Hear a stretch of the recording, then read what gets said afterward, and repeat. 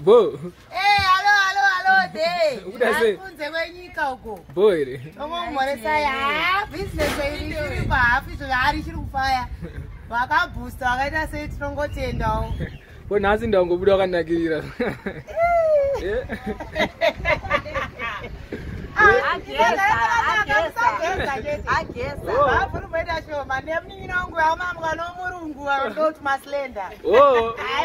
Makumaketa advertisement womtambidzo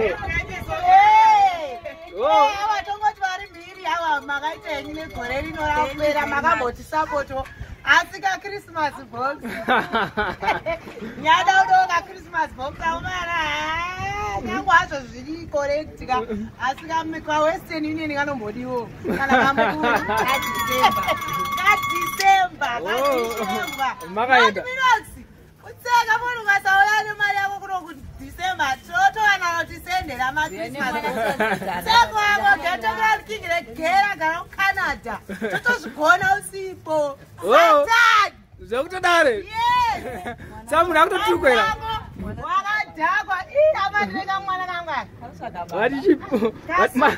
wati mablango aita sei mablango ndati gara nezvimari zvako unana sendi wewe sausiri kuya Christmas hatichaona tikandira muWestern Union amukuru wakapera netokanimizimbwa akabroka akabrokesa August naSeptember unowachavatadza kuya paChristmas mabrokesa unana sendi Minox wakapera wapera Kanonaka wapera sauye uya kunana February tambodyedu tega totangira ipapo February March nopatokuda kunotozvaona mari mablango anzi esina end user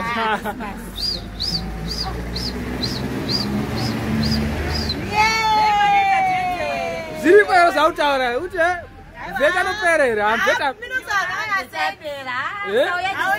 sendi kusauya December August September takakuwachisa sata ndakapedza mari nemabhiya inokusausina dhiri ara kuCanada iwe ndiana nedhiri manje zvamai manje mother Australia wanyanya guys I love you mother Australia zviri kwere mablango fake zviri kwere peshi zviriko kweyo hanzi uda chembereka toita se inongokuchengeta nongotichengeta zvayo Zimbabwe haina ndotoya kuhamheno ikoko kuUK kostadium makatongononanga iko aiwa zviriko unaita abo dzamakasara nazo